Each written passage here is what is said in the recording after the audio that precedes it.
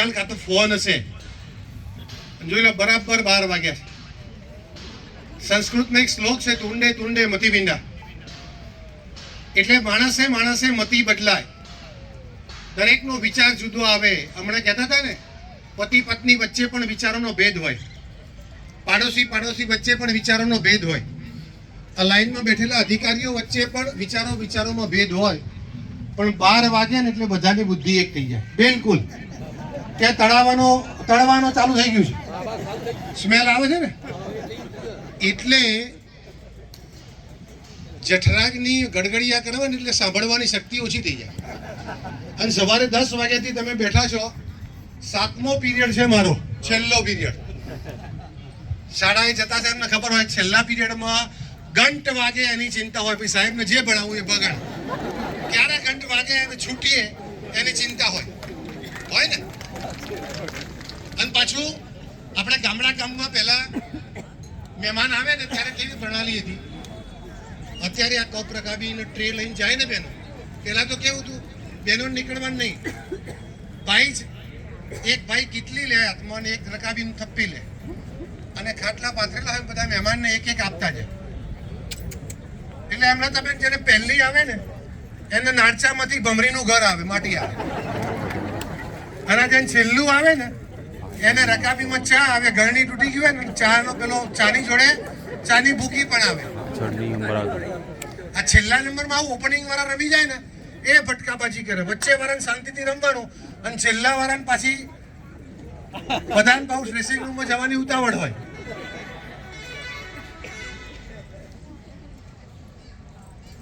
Period 45 મિનિટનો જ હોય છે. પાછો સાંભળવાની શક્તિ એટલી બધી ઓછી થઈ ગઈ. અને ખેતી એટલે આ અધિકારી સાહેબ હોય ને એમને જો કૃષિ વિભાગમાં આવવાનું થાય, એસીએસ હોય, સેક્રેટરી હોય, કલેક્ટર હોય કે મામલતદાર સાહેબ હોય કે ટીડીઓ સાહેબ, જો ગામમાં ને ખેડૂતોને ખેતી વચ્ચે જેની નોકરી લાગે ને એને ગમે જ નહીં બિલકુલ.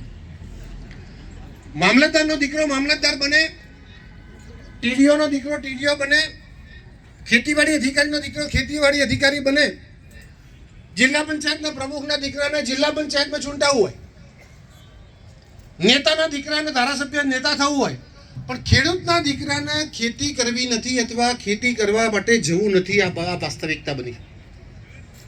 એક સમય હતો કે ઉત્તમ ખેતી એવું કહેવાતું હતું. સંબંધ કરવાનો હોય તો એવું પૂછે કેટલા વીઘા જમીન છે, તમારા ઘેર દૂધણા કેટલા છે, ગાયો ભેંસો કેટલી, એની ગણતરી રાખી અને દીકરી દેવાનો આપણો વ્યવહાર હતો. આજે સ્થિતિ એવી બની ગઈ છે કે કલેક્ટરના દીકરાને કલેક્ટર બનવું છે, પણ ખેડૂતના દીકરાને ખેતી નથી કરવી. કેમ એવું બન્યું?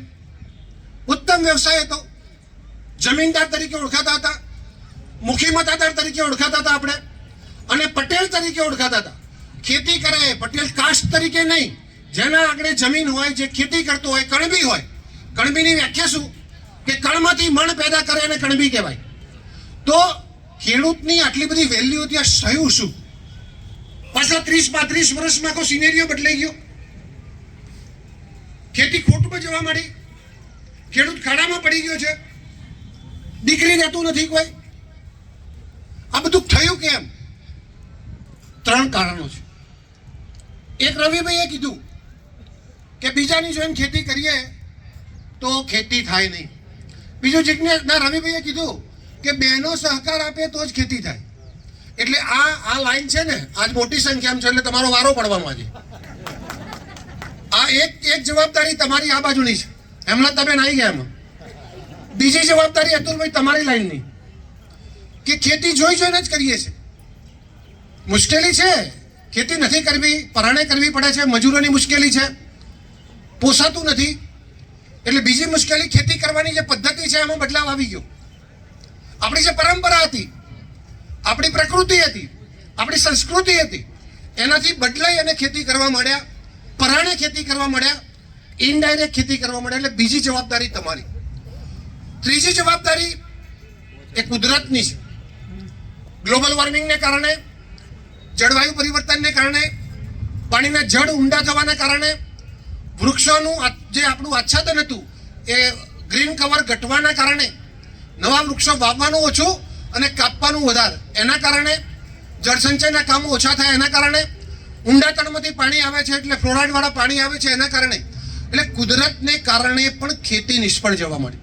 એમાં પોસાવ ખર્ચા વધી ગયા, આવક ઓછી થઈ ગઈ. ચોથું કારણ છે સરકારનું. સરકાર માય બાપ છે.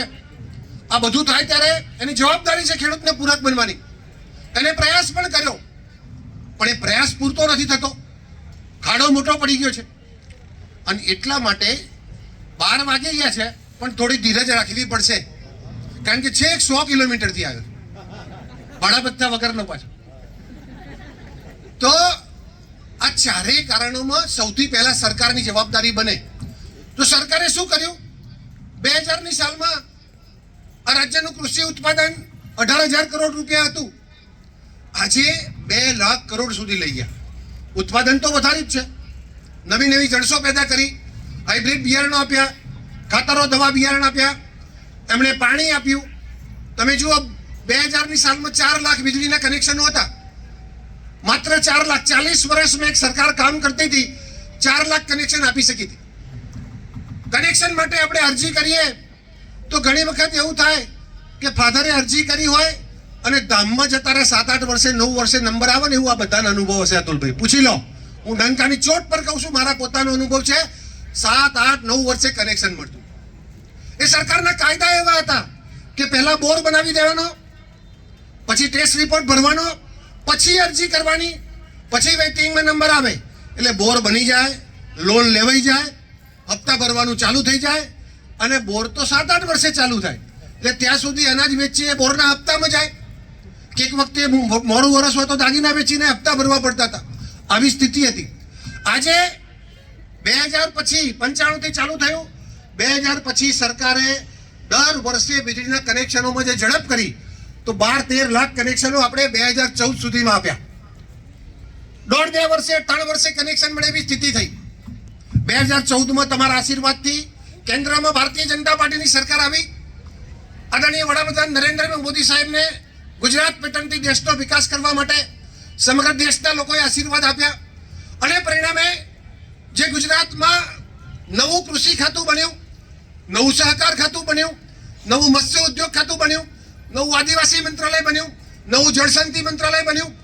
એટલે વિકાસની જે દિશા હતી એ ગામ, ગરીબ, દલિત, પીડિત, શોષિત, વંચિત, વિકાસથી જે બાકી હતા એ લોકો સુધી વિકાસની દિશા બદલાઈ. કારણ કે ભારતીય જનતા પાર્ટીનો મૂળ મંત્ર હતો, ચલો ચલાએ દીપ વહાં જહાં અભી ભી અંધેરા હૈ. જ્યાં નથી પહોંચ્યું ત્યાં પહોંચાડવાનો પ્રયાસ થયો, પ્રામાણિક પ્રયાસ થયો. અંત્યોદયનો જે મૂળ મંત્ર હતો એને સાર્થક કરવા માટેનો પ્રયાસ આદરણીય નરેન્દ્રભાઈ મોદી સાહેબની સરકારે કર્યો અને પરિણામે રાજ્યના વીજળીના બોર્ડો જે હતા એને જે સહાય આપી, એના કારણે 2014થી 2024 સુધીમાં પ્રતિ વર્ષ ગુજરાતની સરકારે 1 લાખ કનેક્શન આપે છે. આજે 24 લાખ કનેક્શન સુધી ગુજરાત પહોંચ્યું છે અને કોઈ પણ માગે 3 થી 6 મહિનામાં કનેક્શન મળી જાય એની હું ગેરંટી આપું છું. મને કહેજો 24 લાખ કનેક્શન, 4 લાખ અને 24 લાખ. એટલે વીજળીનો જે સિંચાઈ હેઠળનો વિસ્તાર હતો એ 35 લાખ હેક્ટરમાંથી આપણે 75 લાખ હેક્ટર સુધી આપણે લઈ જઈ શક્યા છે. એક માણસ જે 5 વીઘા ખેતી કરતો હતો પિયતની, એ 10-12 વીઘા ખેતી કરી શકે છે. એનાથી ઓછું પડ્યું તો ડ્રીપ ઇરિગેશનની યોજના આવી. સમગ્ર દેશમાં 7% વિસ્તારમાં ડ્રીપ ઇરિગેશન થાય છે. ગુજરાત તત્કાલીન મુખ્યમંત્રી માન્ય નરેન્દ્ર મોદી સાહેબના નેતૃત્વમાં એ વખતે જળ સંચયની, એ વખતે ડ્રીપ ઇરિગેશનની, એ વખતે સ્પ્રિંકલર ઇરિગેશનની જે આલેખ જગાવી હતી, એના પરિણામે ડ્રીપમાં સૌથી વધારે સબસિડી આપતું રાજ્ય આજે ગુજરાત છે. આદરણીય મુખ્યમંત્રી ભૂપેન્દ્ર પટેલ સાહેબના નેતૃત્વમાં 70% અને 90% જેટલી ડ્રીપની સબસિડી મળે છે. અહીંયા કંપનીના બધા બહુ આગેવાનો, એમને ખબર છે કે આપણો એક ટ્યુબવેલ જો સામાન્ય એટલે સરફેસ ઇરિગેશનથી જો 20 વીઘા ખેતી કરતો હોય તો ડ્રીપ ઇરિગેશનથી 50 વીઘા ખેતી કરી શકે છે. અને એટલે ગુજરાત સરકાર આજે સમગ્ર દેશમાં નંબર 1 છે. 24 થી 25% ડ્રીપ ઇરિગેશન કરે. સરકારે એમાં પૂરતી સબસિડી આપી. ખેતી કરવા માટે આપણે જરૂર પડતી હતી પૈસાની. સૌકારના ત્યાં આપણે ગીરો મૂકવો પડતો હતો આપણા દાગીના. ક્યાંક ને ક્યાંક ઉછીનાની જરૂર પડે તો શેઠના ઘેર, મુખીના ઘેર પાઘડી ઉતારવી પડતી હતી. પણ 10-15 હજાર રૂપિયા મળે, એનું વ્યાજ થતું હતું 2%, 3%, 4%, 5%. અને તેમ છતાંય મજબૂરી કેવી, કોઈક વર્ષ નબળું હોય અને જો બિયારણ ફેલ ગયું હોય તો મોટા ખેડૂતના ત્યાંથી, મુખીના ત્યાંથી બિયારણ લેવાનું હોય તો 10 મણ લાવીએ તો 20 મણ આપવું પડતું હતું. એ દાખલા પણ આપણે જોયા છે. 20 વર્ષની દાસ્તાન છે. ડબલ બિયારણ આપવું પડે, 3 મહિનામાં ડબલ. સેવા સહકારી મંડળીઓ, બેંકો લોન આપતી હતી 18% વ્યાજ, 18%. અને 31મી માર્ચ ચૂકી જઈએ તો 5% દંડનીય વ્યાજ લગાડવાની સેક્રેટરીની સત્તા. એટલે સૌકારો જેટલું વ્યાજ, અને તેમ છતાં ધિરાણ મળે 15-20 હજાર રૂપિયા, 25 હજાર રૂપિયા. એમાં 2 આગેવાનોની ભલામણ કરાવવી પડે. આવી તો સ્થિતિ હતી. ખેડૂત બાપડો બિચારો હતો. ભારતીય જનતા પાર્ટીની સરકાર આવ્યા પછી 0% વ્યાજે ધિરાણ ગુજરાતમાં મળે. સમગ્ર દેશમાં 4%. ગુજરાત એકમાત્ર એવું રાજ્ય છે જ્યાં 0% વ્યાજે ધિરાણ આપણા રાજ્યમાં મળે છે. 3 લાખ સુધીનું ધિરાણ 0% વ્યાજે, અને 2 લાખ રૂપિયાનું ધિરાણ બીજું 7% વ્યાજે મળે. તો એ પણ મુશ્કેલી દૂર થઈ ગઈ આપણી. નર્મદા યોજનાનું કામ પૂરું થયું, કેનાલનું નેટવર્ક શરૂ થયું, સુજલામ સુફલામથી ઉત્તર ગુજરાતમાં સૌની યોજનાથી સૌરાષ્ટ્રમાં આપણે પાણી પહોંચાડી શક્યા. અને સારું પાણી, ક્લોરાઇડ મુક્ત પાણી, ક્ષાર મુક્ત પાણી, ખાતરવાળું પાણી આપણે ખેતીમાં ઉપયોગ લેવાય. ગુજરાતના 10,000 ગામડાઓને પીવાનું પાણી અને 22-23 લાખ હેક્ટર જમીનમાં આપણે સિંચાઈનું પાણી આપી શકીએ છીએ. ખેતીની આ સ્થિતિ બની. અનેક મુશ્કેલીઓ હતી. ટ્રેક્ટર લાવવા માટે મુશ્કેલી પડે, કલ્ટિવેટર લેવા માટે મુશ્કેલી પડે, સારું સાધન લેવા માટે મુશ્કેલી પડે. તો સરકારે એમાં પણ સહાય આપવા મળી. આજે 650-700 કરોડ રૂપિયા જેટલી સહાયની રકમ એ tractor, cultivator, rotavator, thresher, trailer, આમાં સરકાર સહાય આપે છે. તમારે ગોડાઉન બનાવવું છે, તૈયાર પાક બગડી જાય, વારંવાર વાવાઝોડા આવે, વરસાદ આવે, તો એના માટે પણ સરકાર ગોડાઉનની સહાય આપે. ઢોરોનો ત્રાસ હતો તો તાર ફેન્સિંગ માટે સહાય મળે. તો સરકારને અનેક યોજનાઓ થકી એને પૂરક બનવાનો પ્રયાસ કર્યો. તમે ખાતરથી ખેતી કરો, સરકાર ખાતરની 280 રૂપિયાની યુરિયાની થેલી ઉપર 2000 રૂપિયા જેટલી સબસિડી આપે. ડીએપીની થેલી ઉપર 1500 રૂપિયા જેટલી સબસિડી આપે. તમે જે ખાતરો વાપરો છો, આપણે મોટાભાગે ફોસ્ફેટિક અને પોટાશિક ખાતરો આપણે ઇમ્પોર્ટ કરીએ છીએ 100%. યુરિયા ખાતરો પણ, નાઇટ્રોજનયુક્ત ખાતરો પણ 50% આપણે ઇમ્પોર્ટ કરીએ છીએ. આંતરરાષ્ટ્રીય બજારોમાં ભાવની વધઘટ થાય એ પ્રમાણે કેન્દ્રની સરકાર પ્રતિ વર્ષ 2 લાખ કરોડ રૂપિયા તમારા ખાતરની થેલીઓ ઉપર વાપરે છે. તમે જે ખાતરની થેલી વાપરો છો એમાં સરકાર 2 લાખ કરોડ રૂપિયા સબસિડી આપે. કોઈ સરકાર એવી જોઈ હતી કે તમારા ખાતામાં રોકડા પૈસા નાખે? કિસાન સન્માન નિધિના હપ્તા પેઠે દેશના 10.5-11 કરોડ ખેડૂતો, પહેલા તો 13 કરોડ ખેડૂતોને આપ્યા હતા, પણ પછી ઇન્કમ ટેક્સ ભરતા, નોકરી કરતા, જરૂરિયાત નથી એવા લોકો બાદ કરતા કરતા આજે 11 કરોડ ખેડૂતોને 66-70 કરોડ રૂપિયા એટલી રકમ રોકડા સહાય ટાઈમે મળી જાય. દીકરો નોકરી કરતો હોય ને શહેરમાં અને એ પગાર મોકલતો હોય ને એમાં ચૂકી જાય કે આ વખતે મંદી હતી, કારખાનું હીરાનું બંધ હતું, કે રજા પડી હતી એટલે આ મહિને પૈસા નહીં મોકલો, આવતા મહિને મોકલે. નરેન્દ્રભાઈનો પૈસો 1 થી 5 તારીખમાં તમારે પડી જાય એટલે પડી જ જાય, અટકે છે. અને તેમ છતાં ખેત મજૂરોને તકલીફ ના પડે એટલે 85 કરોડ લોકોને નિયમિત રીતે 5 કિલો અનાજ એના ખાતામાં. એક આપણે શહેરમાં રહેતા હોય ને ગામડે ભાઈ ખેતી કરતો હોય, એ ઘઉં મોકલે ને તો કોઈ વખત 12 મોકલે, કોઈ વખત 15 જેટલા પાક્યા એટલા મોકલે ને રવિભાઈ. નરેન્દ્ર મોદી સરકાર, તમારો મોટો ભાઈ, કોઈ દિવસે 35 કિલો 7 જણને આપવાના હોય એમ ઓછા પડે છે? ટાઈમસર આવી જાય. પણ બધું નકામું ગયું. બધું કરવા છતાં આપણે તો કંઈ મેળ પડતો જ નથી. ખેડૂતના ઘેર તો કંઈ એની બેંકમાં તો એના ખાતામાં તો પૈસા જમા થતા જ નથી. એનું તો પૂરું, એને તો પ્રસંગ કરવા માટે ઉછીના જ લેવા પડે. લોન વધતી જ જાય છે. આ વખતે લોન લીધી, વ્યાજ સાથે નવી લોન, વ્યાજ સાથે નવી લોન, ટેકરો જ થતો જાય. આવું કેમ થાય છે? આ માટેની તમામ વાતો પૂરી થઈ. ચંદ્રિકાબેને શરૂ કર્યું કે આનો ઈલાજ શું, ત્યાંથી કરીને બધા જ આગેવાનોએ, બંને ખેડૂત મિત્રોએ ખૂબ ડિટેલમાં વાત કરી દીધી છે કે આનો રામબાણ ઈલાજ છે કે તમારા સૌનું સદનસીબ માન્ય રાજપાલ સાહેબ ગુજરાતમાં આપણા ત્યાં નિમાયા અને દમ ધકતા તાપમાં રાજભવનનું જે લક્ઝરી છોડી અને ખેતરે ફરીને ગુજરાતમાં પ્રાકૃતિક ખેતીનું જે અભિયાન કર્યું એમણે, તો બધાનો રામબાણ ઈલાજ છે આ પ્રાકૃતિક ખેતી છે. ખેતીને સસ્ટેનેબલ બનાવી હોય, ખેડૂતોની સંખ્યા ઘટાડવી ના હોય, એનું ઉત્પાદન વધારવું હોય, એની ગુણવત્તા સારી રાખવી હોય અને એની સાથે સાથે માણસની ગુણવત્તા, એની તંદુરસ્તી પણ સારી રાખવી હોય, તો આ પ્રાકૃતિક ખેતી એનો એક રામબાણ ઈલાજ છે. ખેતી ખોટમાં જાય છે, સરકારે એની જવાબદારી અદા કરી. કુદરતી રીતે જે વાવાઝોડા, અતિવૃષ્ટિ, અનાવૃષ્ટિ આવે છે અને તૈયાર પાક ફેલ જાય છે, એના માટે આપણી જવાબદારી છે. આપણે ઝાડ જે આપણું ગ્રીન કવર હતું એમાં લગભગ 70% નાશ કરી દીધો છે. નવા ઝાડ વાવવાનું બંધ કરી દીધું છે. આપણે જળ સંચયનું કામ, ઘરનું પાણી ઘરમાં, ખેતરનું પાણી ખેતરમાં, ગામનું પાણી ગામમાં, આ જે અભિયાન આપણું ચાલતું હતું, દરેક ગામમાં તળાવ હતું, નાનું સરોવર હતું, બોકડા હતા, આપણા ત્યાં કુવા હતા, ખાડ કુવા હતા, આ બધી વ્યવસ્થાઓ બંધ થઈ ગઈ આરસીસી આવ્યા પછી. એટલે પાણી સીધું ગામની બહાર નદીમાં, દરિયામાં. એટલે જળ સંચયનું કામ ઓછું થયું, વૃક્ષારોપણનું કામ ઓછું થયું, ડ્રીપ ઇરિગેશનનું કામ ઓછું થયું. એટલે કુદરતનું ચક્ર ફરી ગયું, એ આપણે જ ફેરવ્યું છે. ટેમ્પરેચર પ્રતિદિન, આજે રાજસ્થાનના ચુરુમાં ગઈ વખતે 50 સુધી ટેમ્પરેચર થયું. ખેતી કરવી હોય એટલે 40 ઉપર જાય એટલે આરામ. ફલિનીકરણની જે પ્રક્રિયા છે, ફોટોસિન્થેસિસની પ્રક્રિયા, એ 40 ડિગ્રી ઉપર ટેમ્પરેચર આવે એટલે એની ઉત્પાદન પણ ઘટે અને ઉત્પાદનની ગુણવત્તા પણ ઘટે. પાછું ઉપરથી તમે ખાતર નાખો, ઉપરથી તમે દવા છાંટો, એટલે ખાવા જેવું કશું રહેતું નથી. એટલે 2 બાબતો પૂરી કરીએ છીએ ખૂબ ઝડપથી. ત્રીજી બાબત છે, આપણે ખેતીમાં મળતર નથી એટલે ઇનડાયરેક્ટ ખેતી કરી દીધી. કંપેથી, ગામમાંથી ટેલિફોનિક ખેતી કરતા થઈ ગયા આપણે. કેવી રીતે?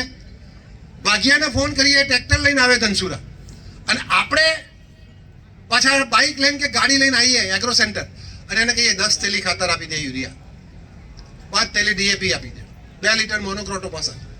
એ ભાગીઓ ટ્રેક્ટર લઈને જાય, આપણે પછી જીનમાં જઈએ, કાં તો ભાજપ કરેલે જઈએ, કાં તો કોંગ્રેસ કરેલે જઈએ, કાં તો ચોરા જઈએ ને પટલાઈ કરીએ, ગાંઠિયા ખાઈને ઘેર જઈએ 12 વાગે. પેલો ભાગ્યો ટ્રેક્ટર લઈને ક્યાં જાય આપણને ખબર જ નથી.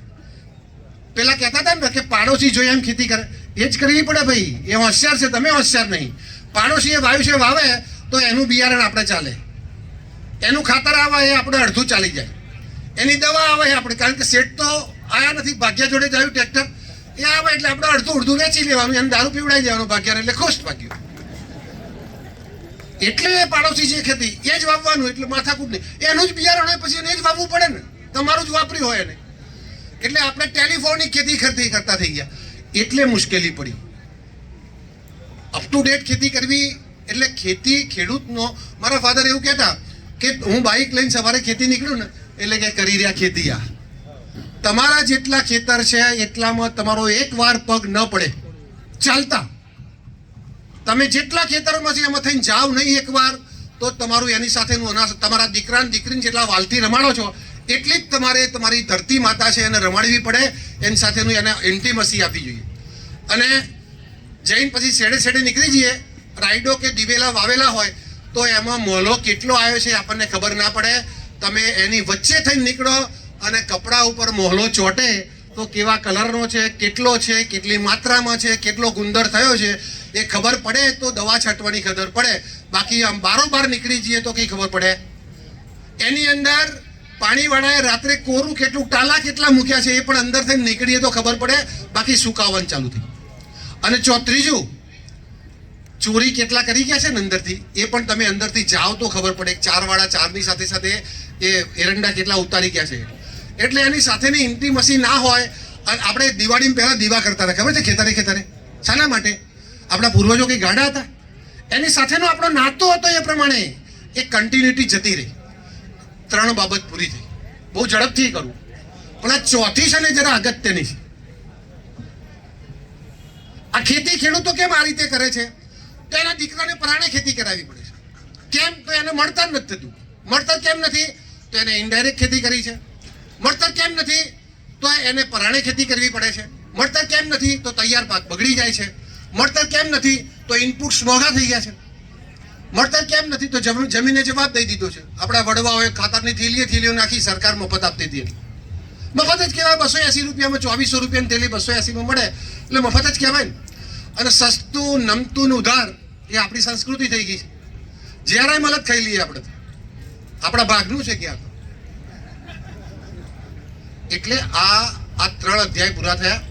બધાએ પોતાનો રોલ અદા કરવામાં આપણે ઉણા ઉતર્યા છીએ. એમાં સૌથી મોટો રોલ આ બહેનોનો આવે. બહુ સરસ વાત કરી કે મારું ચાલતું નથી, મારું એ નથી ચાલતું. મને આજે ફોન આવે 5, 5:30 વાગે, અતુલભાઈ રોજ શું બનાવું? એટલે આપણે કહીએ કે ગોટા બનાવી દો, ના ખવાય અત્યારે બીમાર પડી જવાય. એમ કહીએ તો પછી કંઈ સરસ ઢોસાને એવું બનાવો, અરે અત્યારે પહોંચાતું તો વહેલું પલાળવું પડે. પછી એમ કે હોડવો બનાવો, અરે ના બને તો એના કરતાં વહેલું પલાળવું. તો એમ કે દાળ ભાત રોટલી શાક બનાવી ગયો, બપોરે તો ખાતા હતા કે પછી કે તમને ઠીક લાગે કે ખીચડી મૂકી દીધી છે. એ નક્કી જ હોય, તમે ખાલી પૂછવા ખાતર જ ફોન કર્યો. આ ખેડૂતનો દીકરો ખેતી કરવા માટે તૈયાર રવિભાઈ નથી, એટલા માટે કે દીકરાના બાયોડેટામાં જો ખેડૂત લખેલું હોય, ખેતી લખેલું હોય, તો દીકરીને તો બાયોડેટા બતાવે, એની મમ્મી જ ના પાડે. બિલકુલ દીકરી સુધી બાયોડેટા જ ના જાય. ના ના ના ભાઈ, મારી દીકરી થોડી છાણવા સીધું કરે કે ભાઈ, ના ના મારી દીકરી થોડી ગામડે જાય. પોતાની દીકરીને ગામડે પરણાવી નથી અને દીકરાની વહુ માટે પાછી દીકરાને વહુ ગામડે લાવવી છે ખરી, એને છાણવા સીધું કરાવવું પડે. હમણાં એક સરસ જોબ હું જોતો હતો, તો એક માજી કહેતા હતા, આ દીકરો કપાતર નીકળ્યો કે કેમ, પગાર બધો વહુના હાથમાં આપી દેશે. એના કરતા મારો જમાઈ કેટલો સારો કે બધો પગાર મારે છોડીના હાથમાં આપે છે.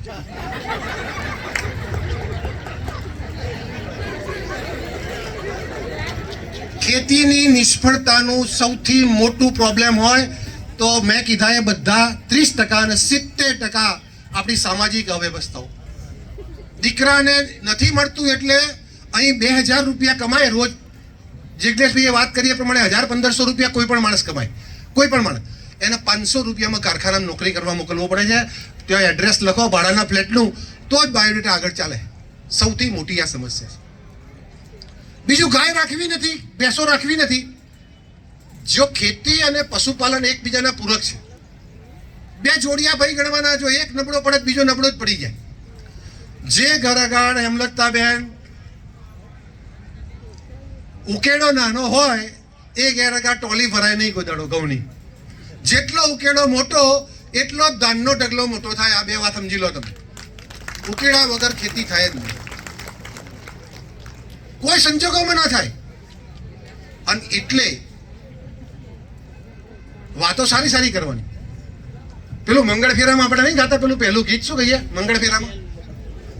પહેલું પહેલું મંગળિયું વરતાય રે. હવે આગળ કહો તમે. ગાયો ક્યાં ભાઈ? ગાયોના દાન તમે કહો છો ક્યાં? ગાયો પેલી આવડી ચાંદીની લઈ અને પછી શોકેસમાં મૂકી દેવાની. તમે 50-100 વર્ષનો ઇતિહાસ જુઓ કે કોઈ પણ માણસ કરિયાવરમાં બીજું બધું તો આપે કે ના આપે, એક સારી ભેંસ અને એક સારી ગાય એક કરિયાવરમાં આપણે આપતા હતા.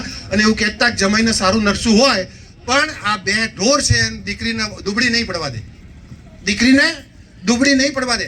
અને એના કરતાં આગળ પહેલાં એવું હતું કે દીકરી 12-14 વર્ષની થાય ને 15 વર્ષની, એટલે સારી ભેંસ કે સારી ગાયનું વાછડી હોય ને એ એને દત્તક આપી, એવું છે રે. એટલો ભાવ રહેતો કે આ તાર લઈ જવાની છે. એટલે બીજા બધામાંથી ચોરી કરીને દીકરી એને વધારે લચકો નાખતી હતી, એવું મેં જોયું છે. કે મારે લઈ જવાની છે, આવો ભાવ હતો, એટલો પ્રેમ હતો એને પશુપાલન પ્રત્યે. અને ઇતિહાસ સાક્ષી છે. અત્યારે તો આ બધા આપણા રિવાજો બદલાઈ ગયા, પણ પહેલાં તો દીકરીને કંઈ અજા થાય અને ખરાબ પ્રસંગ બધી જાય તો આખું જીવતર એનું પછી એના આપણે પુનર્વિવાહનો વિષય નહોતો. તો એ દીકરી એ ઢોર એ બે ત્રણ ઢોર હોય એમાંથી બીજા બે થાય એના આધારે આખું એનું જીવન ઓશિયાળા પ્રાણ સિવાયનું નીકળી જતું હતું. આપણી સંસ્કૃતિ હતી, પણ સંસ્કૃતિ સાથે ચેડા કરવાનું આપણે નક્કી કરી દીધું. અને પરિણામ શું આવ્યું કે આ રાસાયણિક ખેતીથી જે પ્રમાણે દુષ્પ્રભાવ આવતા ગયા. હમણાં વાત કરતા હતા તંદુરસ્તીની વાત બેને કરી, બંને ભાઈઓ કરતા હતા, ભાવેશભાઈ એના આગળ હેલ્થની વાત કરતા હતા. તમને એક પરિચય કરાવી દઉં કે તમારા ઘર કી મુર્ગી દાળ બરાબર. આ તુષારભાઈ પટેલ અને ભાવેશભાઈ પટેલ બે જણા ઊભા થાય, જરા આગળ આવે. સમગ્ર ગુજરાતમાં માન્ય રાજપાલ સાહેબ જે પ્રાકૃતિક કૃષિનું અભિયાન ચલાવી રહ્યા છે, એની જે 40-50 લોકોની એક ટીમ છે, દરેક જિલ્લામાં 1-2 લોકો. એ જિલ્લામાં જિલ્લાના સંયોજક તરીકે, ઝોનના ઇન્ચાર્જ તરીકે આ બે ભાઈઓ કામ કરે છે અને જબરજસ્ત કામ કરે છે. હું સમગ્ર ગુજરાતમાં ફરું છું. સમગ્ર ગુજરાતમાં જે 4-5 જિલ્લા એ પ્રાકૃતિક કૃષિમાં અગ્રેસર છે, એમાં ઉત્તર ગુજરાતમાં અરવલ્લી જિલ્લો નંબર 1 છે ને એનો યશ કોઈને જતો હોય તો આ બે લોકો પ્રયત્ન તમારા બધાનો છે, પણ તમારા સુધી રાજપાલનો સંદેશો પહોંચાડવાનું કામ એ આ લોકોએ કર્યું છે. હું હેમલતાબેનને અને અતુલભાઈને વિનંતી કરું છું કે મારા બુકેથી એમનું સન્માન કરે.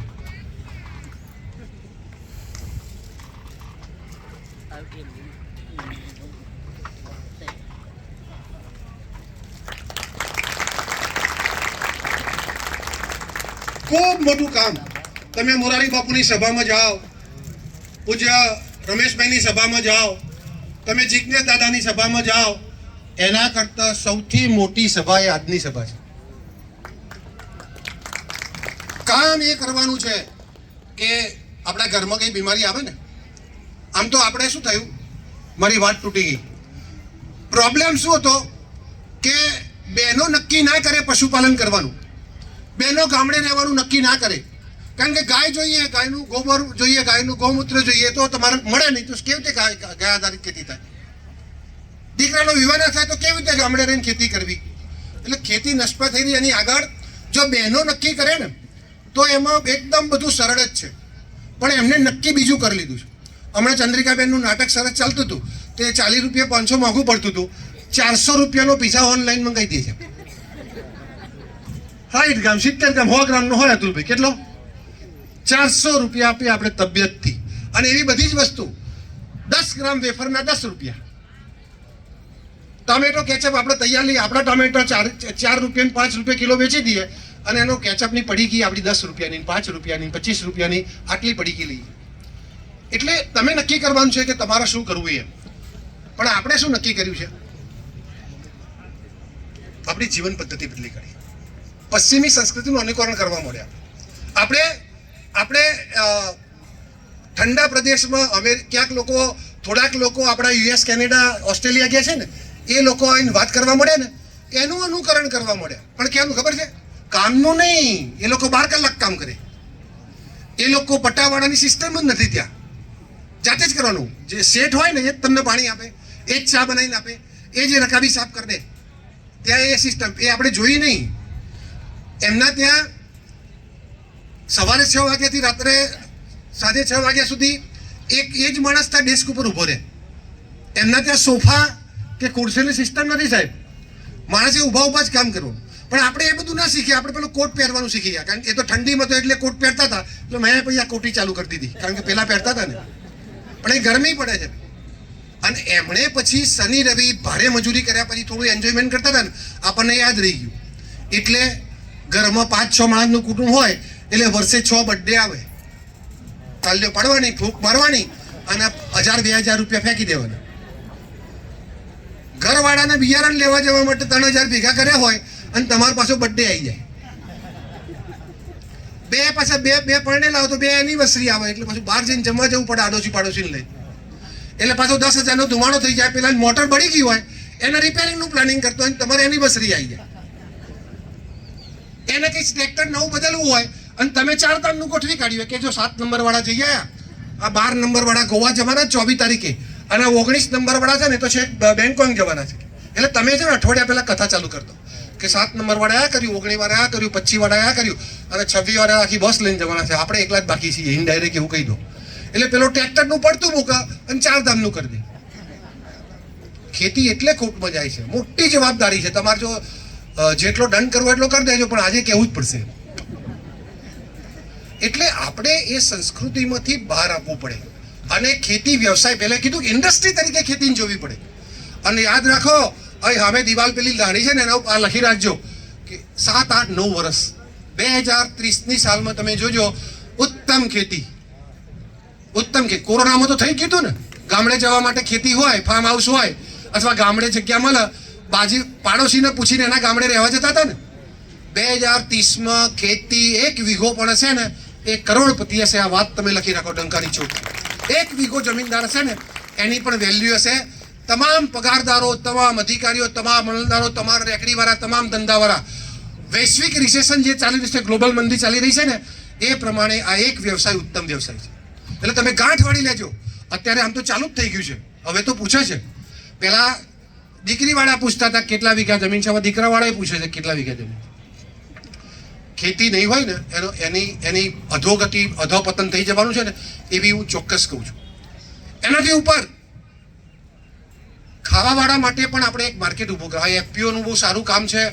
હું મોડાસા આ વખતે આવી છે એટલે તમારી વિઝિટ પણ લઈશ. પણ જો ખાતા નથી તો શું થાય? તમે જોઈ લો આ બધી બહેનોમાં કે દર ચોથું કે પાંચમું ઘર આઈવીએફથી તમારા ઘેર પારણું બંધાય છે. નક્કી કરી લો એમને તમે તમારી ગ્રામ પંચાયતમાં જોજો. અહીં થોડું ઓછું છે, અરવલ્લી સાબરકાંઠામાં ઓછું છે, કારણ કે થોડું કુદરતી વાતાવરણ પણ છે, હજુ થોડું કુદરતી ખાવાનું પણ છે. અમદાવાદ, ગાંધીનગર, મહેસાણા, ઉત્તર ગુજરાતના બીજા જિલ્લાઓના પ્રમાણમાં હજુ ખૂબ સારું 50% તમે પ્રાકૃતિક છો. નથી કરતા એ પણ 50% પ્રાકૃતિક છે, કારણ કે પાણી ઉપર છે, સારું છે, હજુ એટલો અતિરેક નથી બટાકા સિવાય. તો દર 5મા ઘેર પારણું આઈવીએફથી બંધાય છે. હા કે ના? 5 લાખનો ધંધો મારી હોસ્પિટલ છે નરોડામાં, રુદ્રાક્ષ હોસ્પિટલ. 5 લાખનો ધંધો એક પેશન્ટ આવે એટલે 50,000, 60,000 તો અમે પેલા ખાલી રિપોર્ટોના લઈ લઈએ. પછી પહેલું કરાવીએ 25-30-40,000 રૂપિયા નળીઓ સાફ કરાવડાવીએ. પછી ક્યાં નહીં થાય એટલે પછી સાયકલ ચાલુ થાય. એક સાયકલના 1.5 લાખ રૂપિયા, 2-3 ગમે તેટલી થાય. એ થાય પછી અમારે ત્યાં ડિલિવરી કરાવવી પડે, 1 લાખ રૂપિયા થાય. કે આ બીજાને ત્યાં નહીં ફાવે, કારણ કે આ અમને જ ખબર છે. એમ કરીને પાછા ત્યાં ઉવાડ દઈએ 60-70,000 રૂપિયા ડિલિવરી નથી. અને પછી પાછો અમારો ભાઈબંધ છે બાળકોનો ડૉક્ટર એને બોલાવી જ રાખ્યો હોય, એ લઈને જતો રહે પેટીમાં. પાછા એ 30-40-50,000 રૂપિયા એ લે. સરસ મજાનો ધંધો ચાલે અમારો તો. અને 2 કિલોનું જ આવો. આ તમે જે મોટા છે ને 50 વર્ષથી ઉપરના બહેનો, કોઈને 3.5 કિલોથી ઓછું હોય તો યાદ કરો. 3.5 કિલોથી ઓછું બાળક એમ લતા બેન, આજે 2 કિલો 2.5 કિલોની લિમિટ આવી ગઈ. તમે બાળકની સરેરાશ ઊંચાઈ પણ ઘટી ગઈ, સરેરાશ વજન પણ ઘટી ગયું છે, એનો બૌદ્ધિક વિકાસ પણ ઘટી ગયો છે. આ મામલતદાર સાહેબ, ટીડીઓ સાહેબ છે, કૃષિ પેલા શાળા પ્રવેશોત્સવમાં જતા હશે. તમે જોજો કે તમે ભણતા હતા સ્કૂલમાં તો 7મા ધોરણ સુધી આવડા દેખાતા હતા. 35-40 કિલોનું 7મા ધોરણનું બાળક હતું. આજે 20-22, 18થી 22 કિલોની લિમિટ આવી ગઈ 7મા ધોરણના બાળકની. તમે દીકરીઓ જોજો, એનો વિકાસ જોજો. ગુજરાત આટલું બધું પ્રગતિશીલ રાજ્ય છે તો એ એનિમિકનું રાજ્યમાં આપણું એનિમિકમાં નામ આવે. તમે પાપ કરો અને સરકારને એને નીચું જોવું પડે છે. રાજ્ય લેવલે આપણા પાપથી સરકારને નીચે જોવું પડે. યુરિયાવાળું, દવાવાળું, ખાતરવાળું આ બધું ખવડાવ્યું. અને એટલે તમે કેન્સર એક્સપ્રેસનું નામ સાંભળ્યું છે? પંજાબે બહુ ઉત્પાદન લીધું, ડગલાબંધ ખાતર નાખ્યું, ડગલાબંધ દવાઓ છાંટી.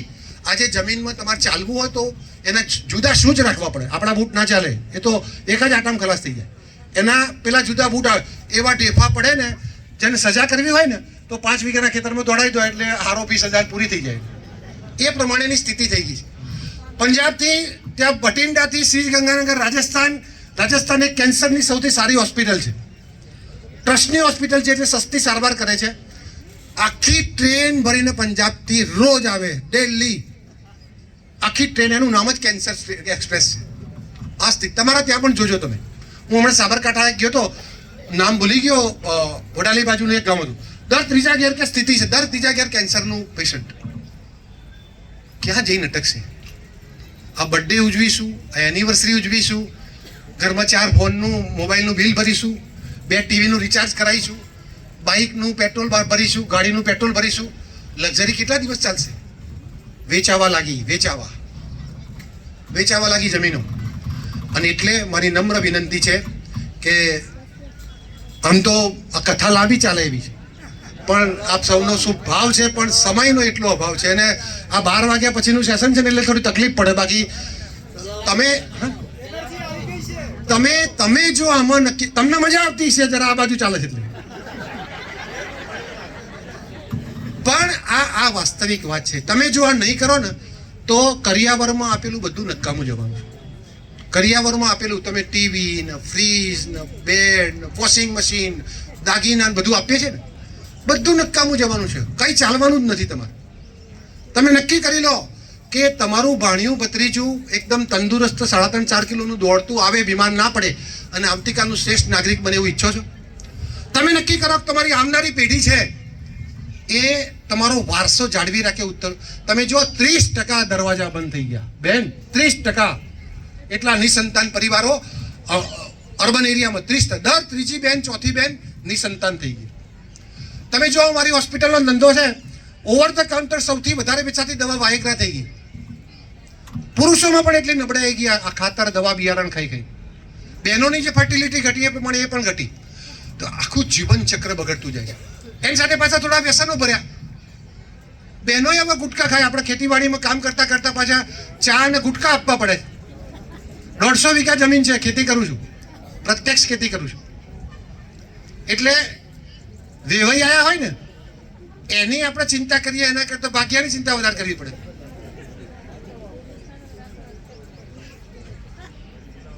વ્યસનો ભાઈઓમાં પણ આવી ગયા. તમારી બાજુ ઓછા છે, અમારી બાજુ તો વ્યવહાર જ એનો થઈ ગયો. અમારા ખેડા આણંદ જિલ્લામાં જાવ તો અહીં મામલતદાર સાહેબ છે, એ તો શિષ્ટાચાર કહેવાય. એમ પૂછે કઈ બ્રાન્ડ ફાવશે એમ. હું તો એકવાર મારી દીકરી માટે સંબંધ જોવા આવ્યો તો સાહેબ વલ્લભભાઈ તો બંગલાની પાછળ ગાર્ડન હોય, આપણે આગળ ગાર્ડન હોય ને, અમને બંગલાની પાછળ ખેડા જિલ્લા આણંદ જિલ્લામાં પાછળ ગાર્ડન અને એક રૂમ બનાવેલી ચોકીદારની હોય ને એવી, પણ અંદર બધું આમ ઝાકળ જમાડ હોય, બધું આમ ગોઠવેલું હોય. પછી મહેમાનને ત્યાં જ લઈ જવાના. નાસ્તો આવી જાય, ઘરવાળા જ નાસ્તો બનાવી દે. પછી કયું ફાવશે કે બિયર, રમ, વિસ્કી? આ આપણી સંસ્કૃતિ સાહેબ. આપણે ગાયના દૂધનું શિરામણ કરનારા, બાજરીનો રોટલો આખો સવારે ખાનારા લોકો આજે કઈ રીતે પિઝામાં, બર્ગરમાં, હોટડોગમાં, આ સ્વિગીમાં ભરી ગયા. આ પ્રોબ્લેમ સ્વિગીનો છે બેન, પિઝાનો છે, બર્થડેનો છે, એનિવર્સરીની ઉજવણીનો છે, ચારધામનો છે. ચારધામ તો જઈએ તો સારું, પણ ચારધામે નથી જતા. એટલે આખી વ્યવસ્થાને સરકાર કોઈ રીતે નહીં કરી. સરકારે કરવાનું ખૂબ કર્યું. સરકારે કેટલું કર્યું? 2014માં કોંગ્રેસની સરકાર 25,000 કરોડ દેશમાં વાપરતી હતી. આ તમારી સરકાર 3.25 લાખ કરોડ વાપરે. 3.25 લાખ કરોડ પ્રતિ વર્ષ. પહેલા 25,000 કરોડ વાપરતા હતા, 3.25 લાખ કરોડ 25,000 વાપરીએ. બીજા બધા આંકડા નહીં આવ્યા. ભાજપનો પ્રચાર કરવા નથી આવ્યો. પણ જે કર્યું છે કહેવું પડે, જે ખૂટે છે એની યાદ પણ કરાવવી પડે. અને એટલે આવનારા દિવસોમાં આ બધી પરંપરાઓ બદલી અને ખેતી તરફ આવીએ. અને સામાજિક વ્યવસ્થાઓ ખાસ કરીને વિષય પ્રાકૃતિક ખેતીનો ખૂબ પૂરો થઈ ગયો છે. તો થોડીક તક બહેનો વધારે છે એટલે કહી દઉં કે સામાજિક જે વ્યવસ્થાઓ છે એમાં પણ આપણે બદલાવ લાવીએ. દીકરી આપણા ઘેર આવે ને એટલે આપણે એને બહારની ગણીએ છીએ. પ્રોબ્લેમ થાય છે. કેમ?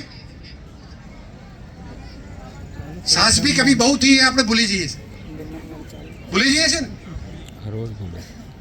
એ છોડ નર્સરીમાંથી લાવીએ આપણે નવો, અને તમારા આંગણે વાવવાનો હોય તો એને 100 ગ્રામથી માંડીને 1.5 કિલો જેટલી માટી એની સાથે આવે છે, થેલીમાં આવે છે ને.